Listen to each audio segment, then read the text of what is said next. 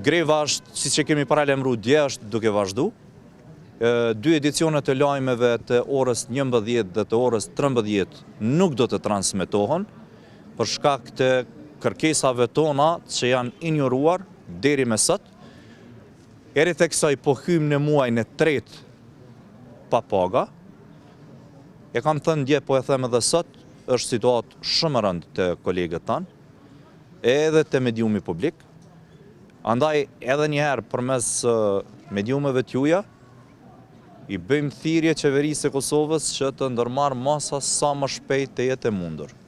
Sepse është situata emergjente.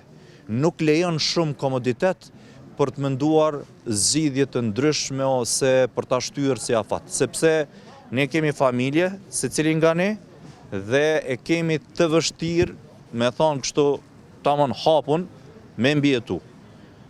Secili keni familje, secili po jetoni në Kosovë, secili e dini të ardhunat, secili e dini vështërsit, tash neve na u kanë shtu këto vështërsi. Me thonë, edhe këto paga që i kishim, nuk i kemi marrë, po hymë në muajin e 3.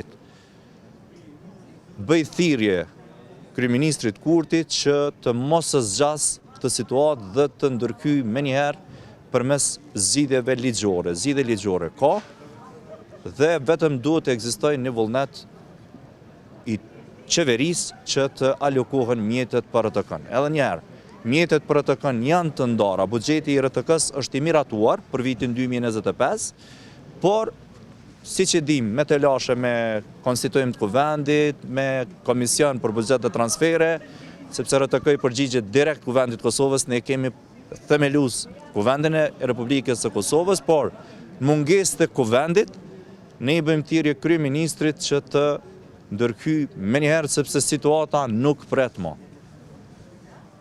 Nuk po di edhe ndoshta edhe më shpreh se çfarë kaosi jemi tani kur edhe po e japim këtë intervistë.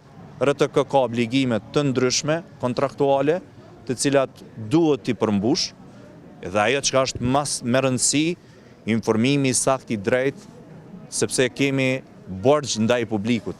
Ne japim llogari vetëm publikut në Kosovë dhe më gjerë.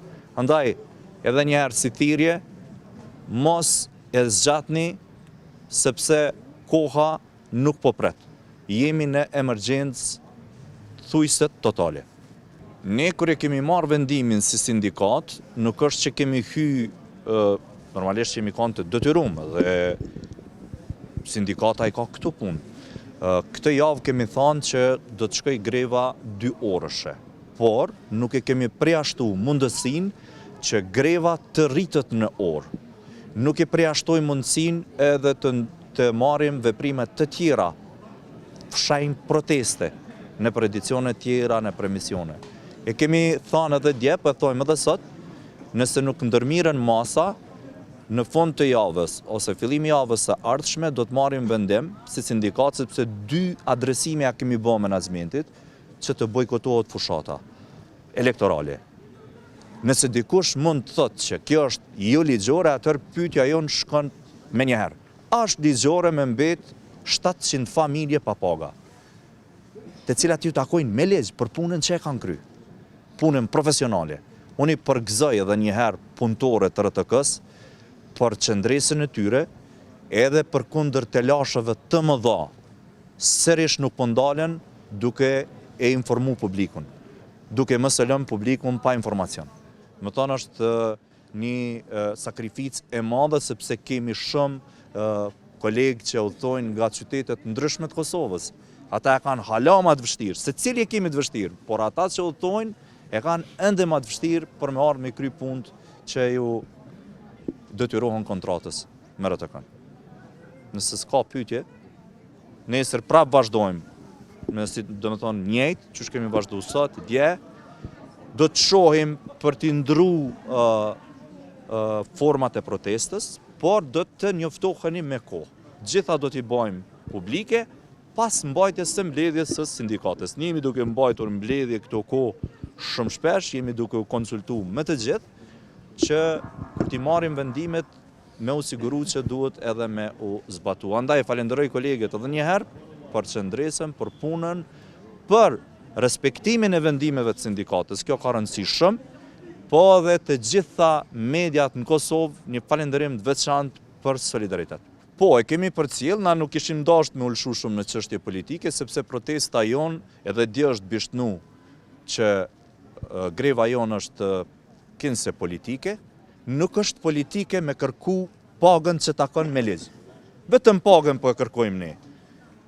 Edhe njëherë për e teksoj, kishte qenë mirë që dalim dhe të kërkojmë rritje të pagave, sepse ka ndodhur në për krejt sektorët në shtet, për çka i gëzohemi si sindikat dhe si televizion publik. Por, si sindikat ishtë dash të dalim të kërkojmë rritjen e pagave dhe përpunojnë si tanë. Është bë propagandë e madhe sepse në RTK janë pagat e mëdha, andej këndej. Ne, edhe ju tregojmë na sa janë pagat në RTK. Edhe e shihni që s'kan lëviz prej vitit 2006 ose 2007 e deri me sot kur po folim na. Prandaj, fillimisht i bëjmë thirrje që mos të vazhdojë kjo situatë, sepse është situatë mjaft e rëndë dhe shkatërruese për neve. Duhet bëhet një zgjidhje afatgjate. Duhet legjislatura e re të kthej syt ka televizioni publik.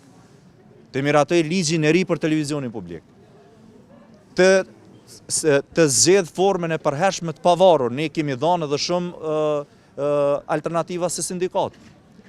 Të caktoj pronën e re për të kanë. Dhe të përmirësoj kushtet e punës për të gjithë kolegët tanë.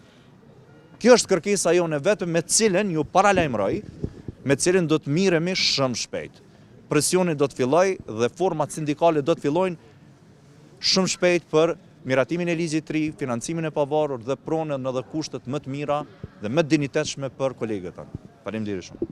Kjo protestë që është thirrur nga sindikata ka gjetë mbështetje edhe të një numër i madh i stafit që nuk jemi antar të asnjërës sindikat. Gjithashtu, në këto momente kur ne po bëjmë grev, kemi informacione që përveç neve që s'jemi antar të sindikatave, janë duke e bojkotuar punën edhe antar të sindikatave të tjera. Gjithashtu tek Radio Kosova, siç e dini, është edhe atje duke u zhvilluar për momentin një grev e njëjtë. Ne sot në vend se të mblidhem dhe të flasim për zhvillimin, për reforma në institucionin ku punoj me vite, ne duhet të flasim për diçka që është shumë elementare, si që është paga, dhe na vjen turp që vim në një pozitë që duhet kërkojmë paga tona.